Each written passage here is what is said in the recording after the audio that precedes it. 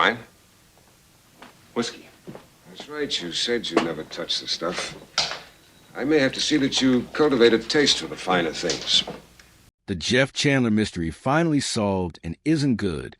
Jeff Chandler was born Ira Grassel on December 15th, 1918, in Brooklyn, New York, was a strikingly handsome and immensely talented American actor and singer whose career left a lasting imprint on mid-20th century Hollywood.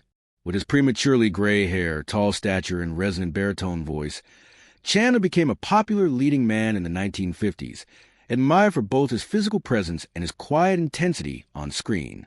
His life, though tragically cut short, remains a poignant chapter in the golden age of film.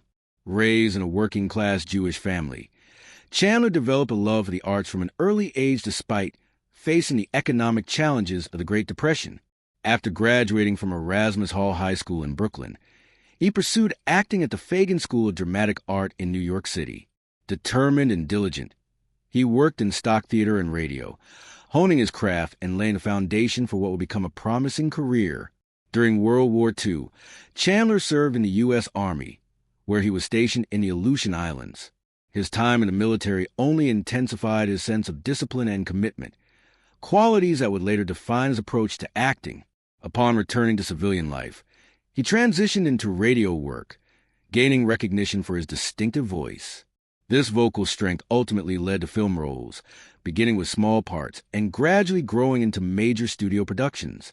Jeff Chandler's breakout role came in 1948 with a portrayal of a tough gangster in the film Johnny Clock, but it was his powerful performance as Cochise, the Apache chief in Broken Arrow 1950, that propelled him to stardom.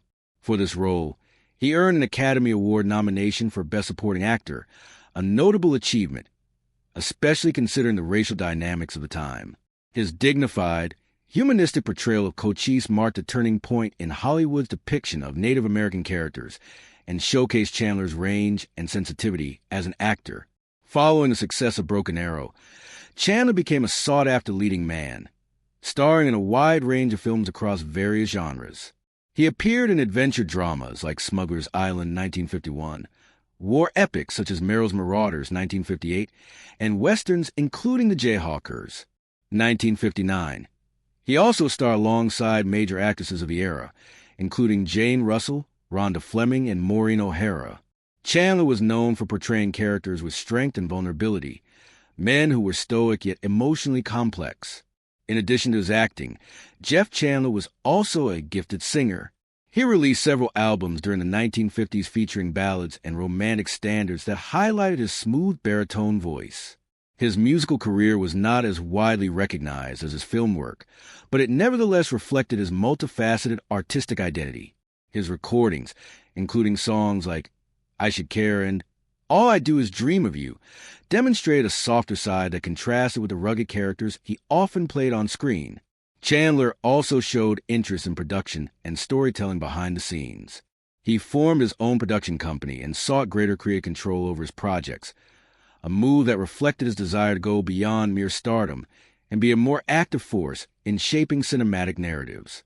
This entrepreneurial spirit was rare among actors at the time and further revealed Chandler's ambition and forward-thinking mindset. Jeff Chandler. Marriage married actress Marjorie Hosel in 1946 during the early years of his film career. Hosel, who had worked in Hollywood and on stage, had her own modest career in acting before stepping back from the spotlight. The couple initially appeared to be a happy and glamorous Hollywood pairing, admired for their striking looks and public appearances.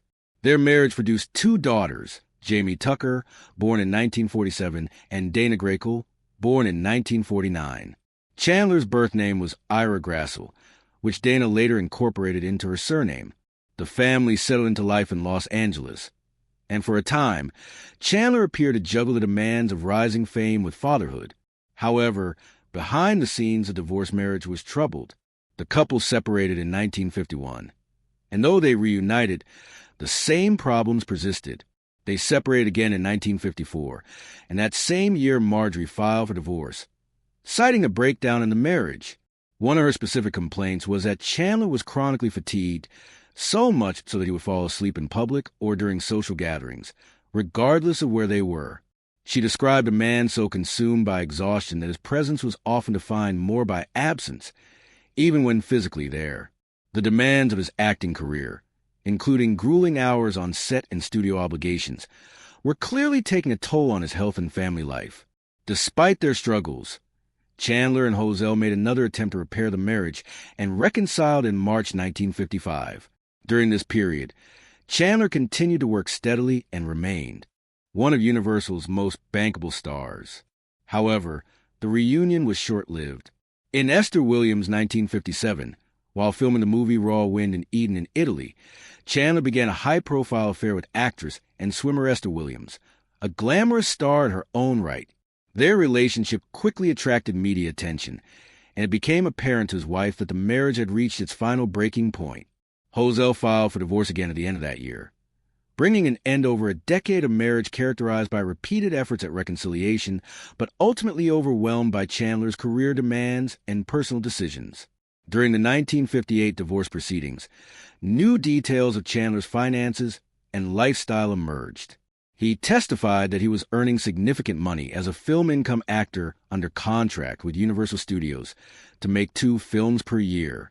He was paid $60,000 per film in 1957 and $75,000 per film in 1958, which was a sizable sum for the time.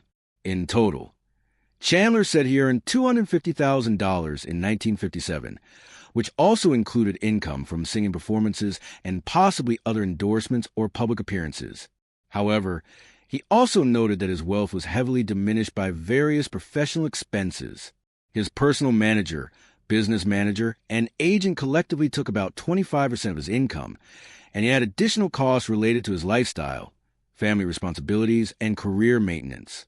Divorce settlement. Despite these deductions, the court ordered Chandler to continue paying his wife $1,500 per month as temporary support. The final divorce settlement in June 1959 was financially substantial.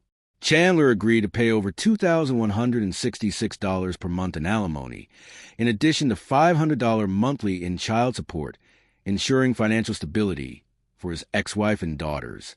He also made a lump sum payment of $100,000 to a figure that reflected both the length of their marriage and Chandler's ongoing success. In reflecting on the end of their marriage, Hosel stated that Chandler had become increasingly absorbed by his career to the point where even his time offset was consumed by business Chandler's romantic life obligations.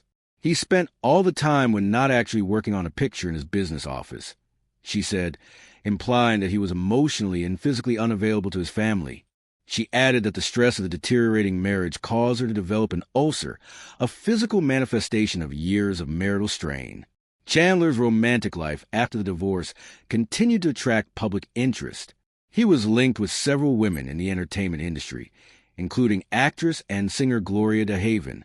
Their relationship, which had been conducted with a level of discretion, was exposed in Confidential magazine, a notorious tabloid of the era that specialized in Hollywood scandal. Chandler's cross-dressing during a trial involving Confidential, private investigator Fred Otak revealed that detectives had tailed Chandler and DeHaven in order to gather evidence of the affair, illustrating how aggressively the tabloid press pursued salacious stories, often at the expense of celebrity privacy. The most controversial chapter in Chandler's personal life came years later in 1999 when Esther Williams published her autobiography, The $1 Million Mermaid. In it, she claimed that their relationship had ended because Chandler had confessed to being a cross-dresser after proposing marriage. The claim was sensational and controversial, igniting renewed media interest in Chandler's private life. Friends defend Chandler decades after his death. According to the Los Angeles Times, many of Chandler's friends and colleagues vehemently rejected Williams' allegations. Among the defenders was actress Jane Russell, a close friend of Chandler's, who commented, "I've never heard of such a thing. Cross-dressing is the last thing I would expect of Jeff. He was a sweet guy, definitely all man." Others in the entertainment community echoed her disbelief, suggesting that the claim was either misunderstood or exaggerated.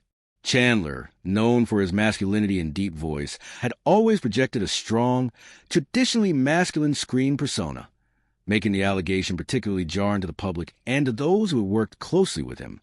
Chandler and Sharon, apart from Williams and DeHaven, Chandler was also linked romantically with actress Ann Sheridan, another respected figure in Hollywood, though the relationship was never officially confirmed. Their association added to Chandler's reputation as a charming and sought-after leading man off-screen as well as on. Through all these personal ups and downs, Jeff Chandler maintained a busy acting career, often portraying tough, noble, and heroic figures in film. However, the turmoil in his personal life, marked by failed marriages, romantic entanglements, media scrutiny, and unconfirmed rumors, painted a complicated picture of the man behind the camera. His dedication to work seemed to come at the cost of personal happiness, and those closest to him often felt neglected or overwhelmed by his intense focus on career and public image. For decades, the name Jeff Chandler evoked the image of silver-haired, deep-voiced leading man who dazzled 1950s audiences with his commanding screen presence and suave charisma. With roles in classic films like Broken Arrow, Merrill's Marauders, and Sign of the Pagan, Chandler carved out a place for himself among Hollywood's most recognizable stars. Yet behind the public persona lay a troubling and mysterious series of events that clouded his untimely death and left fans puzzled for generations. Chandler's death now, after years of speculation and whispers behind closed doors, new evidence and testimonies have finally brought the long-simmering mystery to light.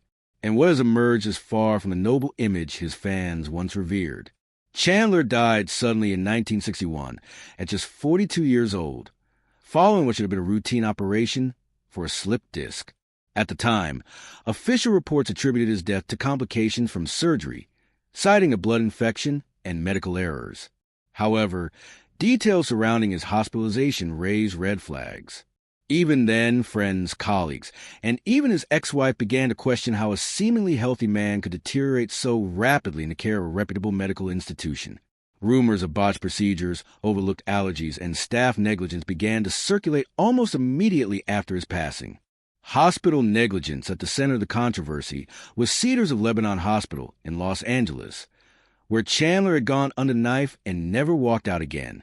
The mystery deepened with conflicting reports. Some claimed that Chandler had been misdiagnosed, while others suggested his allergic reactions to anesthesia and antibiotics were grossly mishandled.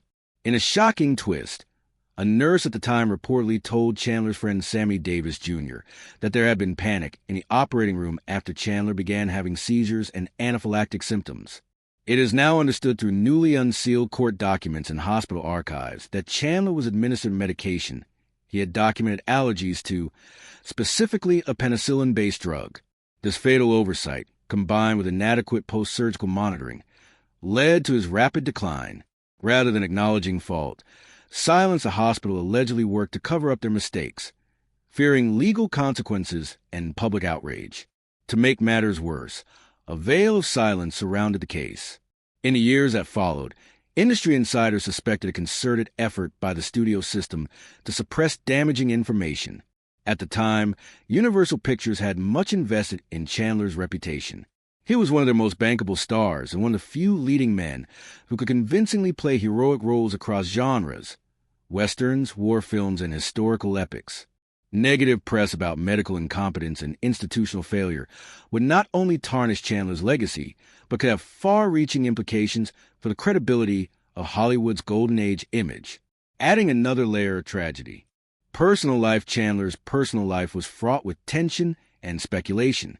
Whispers about his private relationships, strained marriages, and rumored affairs only complicated his public narrative.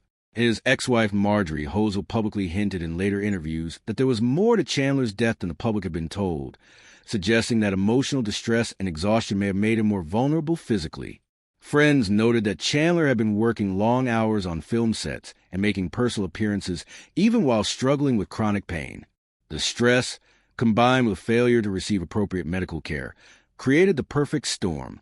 In recent years, the advent of digital archives, along with renewed biographical interest in Chandler's life, has enabled researchers and film historians to connect dots that once seemed unrelated. Investigative journalists uncovered medical records previously thought destroyed, along with letters from Chandler's close friends expressing outrage and grief over what they called a completely avoidable tragedy. These revelations paint a picture not of a tragic fluke, but of systemic negligence and possibly even a quiet cover-up designed to protect reputations and minimize liability. The final pieces of the puzzle were made public through the efforts of Chandler's daughter Jamie Tucker, who spent years quietly petitioning for access to her father's sealed medical records. In a heartfelt interview, she described the anguish of not knowing the full story behind her father's death. "He wasn't just a star, he was my dad," she said, "and he didn't deserve to die like that." Her persistence paid off when a court order compelled the hospital to release the documentation, confirming that crucial medical protocols were ignored and that Chandler's allergic reactions were known prior to the surgery. Now, with the mystery unraveled, the truth casts a somber shadow over the glamorous facade of classic Hollywood. The story of Jeff Chandler's demise is no longer just a sad anecdote about a beloved actor dying too young. It is a sobering reminder of how even the brightest stars can be extinguished by negligence, silence, and systemic failure. As fans revisit his films, many do so with a deeper appreciation of the man behind the roles, and with lingering questions about how many similar tragedies have been quietly buried in the annals of Hollywood history.